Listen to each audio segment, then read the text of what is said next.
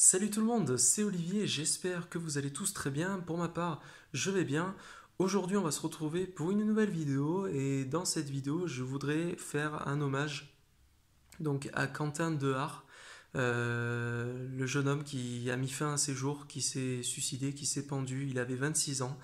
Il faisait partie du monde de la télé-réalité. Il était passé, je crois, dans un dîner presque parfait. Et en fait, ce jeune homme avait pris en notoriété. Alors, pour être franc avec vous, je fais cette vidéo. C'est parti de quoi? C'est parti dans ma dernière vidéo. Il y a une abonnée qui m'a parlé de cette histoire.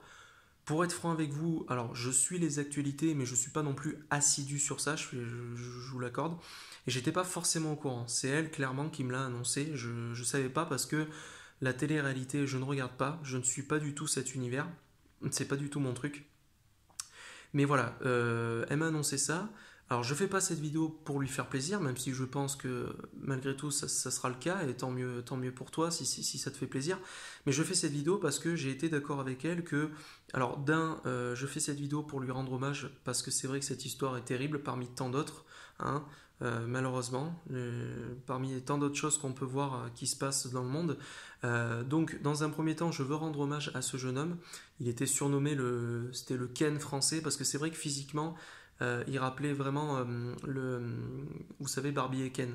Donc bon voilà. Donc moi j'ai une grosse pensée à ses proches, à sa famille. C'est terrible, le suicide, c'est sûrement l'une des façons la plus terrible de perdre un proche, de perdre une personne, parce que c'est choquant, parce que c'est traumatisant, parce que c'est imprévu bien souvent, parce qu'on le voit pas venir. Et voilà, on comprend pas quoi. On comprend pas. Pour ma part, je ne vais pas rentrer dans les détails. À ce jour, j'ai eu la chance de jamais avoir une personne proche de moi qui a mis fin à ses jours. Mais j'ai des connaissances, j'ai déjà eu des personnes que je connaissais qui ont été dans ma vie, qui ont mis fin à leur jour. Et c'est vrai que déjà là, j'ai vu à quel point c'était choquant parce qu'on ne comprend pas. On se dit, mais pourquoi t'es passé à l'acte? Pourquoi t'as fait ça? On est dans l'incompréhension.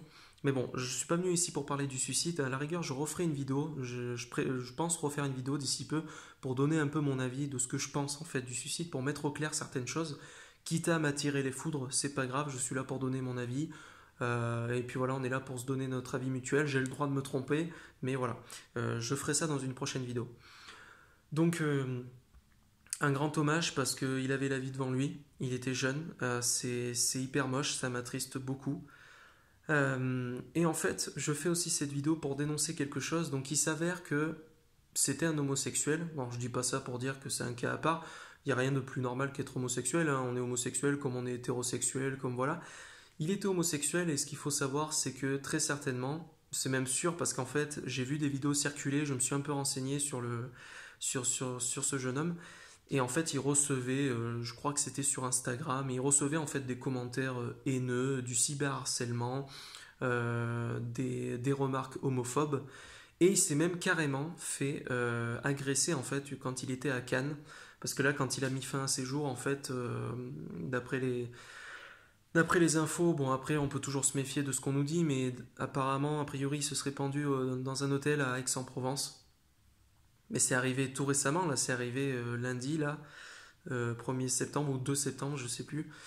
Euh, donc, il recevait des insultes, il s'est fait agresser, donc des choses très choquantes.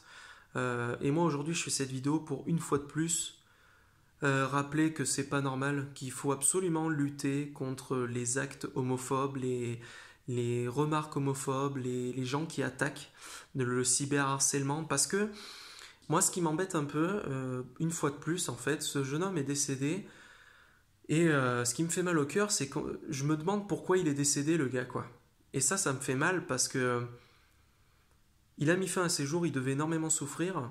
Et moi, je serais personne pour juger ce qu'il a fait, pour juger quoi que ce soit. Mais je me dis, voilà, le mec, il s'est suicidé très certainement parce qu'il subissait du harcèlement, etc. Il avait une notoriété, je vous vois venir, il y en a certains là, ils vont arriver sur leurs grands chevaux, ils vont me dire, ouais, mais il avait de la notoriété, fallait qu'il soit prêt. Mais attends, 2 secondes, hein, 2 secondes. Quand t'as de la notoriété, qu'une personne vienne te dire ah gros connard, ah t'es moche, rentre chez toi, je baisse ta mère, tout ça. moi perso, ça je le reçois hein, comme message des fois, je reçois des insultes, mais ça reste des insultes. Tu vois, quelque part, moi ça me fait rire aujourd'hui parce que j'ai le recul de me dire, mais attends, mais le mec qui m'insulte, on se connaît ni d'Adam ni d'Ève, et le mec en fait il vient m'insulter pour m'intimider, mais ça marche pas, enfin c'est nul, il perd son temps et moi ça me fait rire. Après, si le mec insiste, si le mec revient régulièrement, ça c'est du harcèlement. Et le harcèlement, le cyberharcèlement, alors, je ne sais pas à quel point on est avancé au jour d'aujourd'hui par rapport à ça. Moi, de mon ressenti, même s'il y a des choses qui sont faites, hein, je ne dis pas que rien n'est fait, hein, notamment par rapport pour les terroristes, pour prévenir les actes terroristes, il y a des choses qui ont été déjouées grâce à ça, parce qu'il y a des enquêtes qui sont faites, il y a quand même des gens voilà, qui travaillent pour ça. Mais moi, je trouve quand même que par rapport au harcèlement sur Internet, même que ce soit les jeunes à l'école, au collège, etc., que ce soit le harcèlement, les remarques homophobes, etc., ben, finalement, moi, j'ai pas l'impression qu'on lutte tant que ça contre ça. C'est-à-dire que, bah, finalement, je dirais pas que c'est devenu normal, mais moi, ça me choque, quoi. Et je pense qu'il faudrait mettre en place plus de personnes, comme ça ferait un peu de taf, hein, ce serait pas plus mal. Il faudrait mettre en place des boulots où des personnes sont spécialisées pour ça. Elles vont sur Internet et elles repèrent les personnes qui harcèlent, les personnes qui très souvent disent des choses homophobes, machin, qui discriminent, etc. Parce que c'est hyper grave, parce qu'aujourd'hui, c'est un enjeu très important. Aujourd'hui, avec Internet, c'est ça les nouvelles guerres.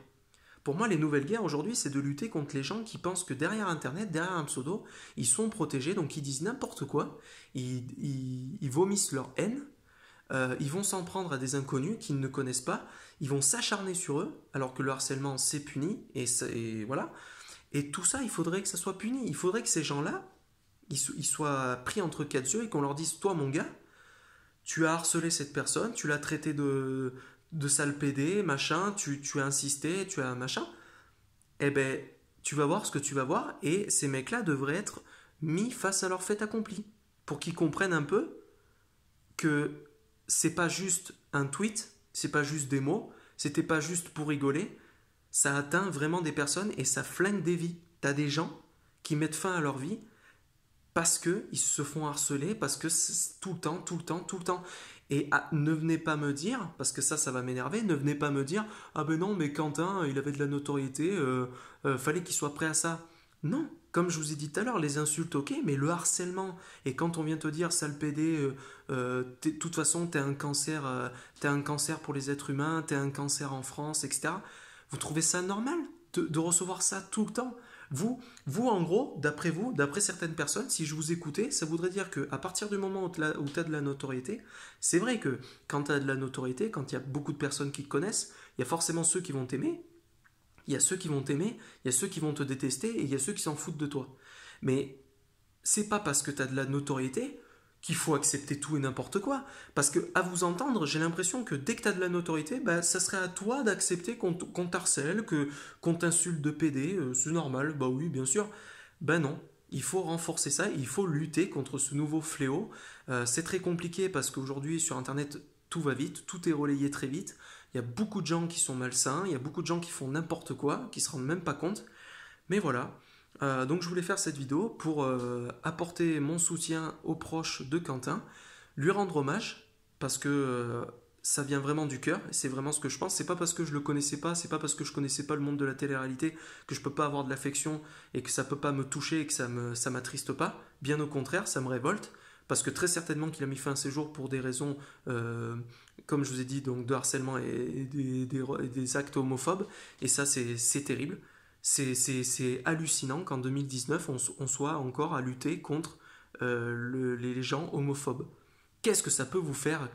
Qu'est-ce que vous avez contre les homosexuels? C'est quoi votre problème? Moi, par exemple, je suis hétéro. Je me fais draguer des fois par des homosexuels, mais je leur dis que non, je suis pas intéressé, point barre. C'est quoi votre besoin là d'aller insulter les homosexuels, d'aller dire ouais machin? C'est quoi? C'est un problème de virilité? C'est quoi votre problème? C'est quoi votre problème avec les homosexuels? Laissez-les tranquilles, laissez-les vivre comme ils veulent. S'ils sont attirés par les hommes, c'est quoi votre problème? Ça va changer quelque chose à votre vie? S'il y a des homosexuels, vous allez avoir des problèmes dans votre vie, vous allez avoir un cadeau mystère qui va apparaître. Si vous vous mettez à insulter les homosexuels, vous allez vous faire applaudir? Vous allez vous sentir plus fort? Vous allez y gagner quoi? Pff, bande d'abrutis. Putain, ça me rend fou ça. Donc voilà, la lutte contre les homosexuels, j'allais dire, la lutte contre les homophobes, c'est hyper important. C'est hyper important, laissez les gens vivre, bordel de merde. C'est incroyable de, de prendre une catégorie de personnes comme ça et de la viser, de la montrer du doigt, d'insister. C'est hyper grave. C'est hyper grave parce que ça amène à des suicides. Remettez-vous en question, bordel de merde. Remettez-vous en question, certains, parce que...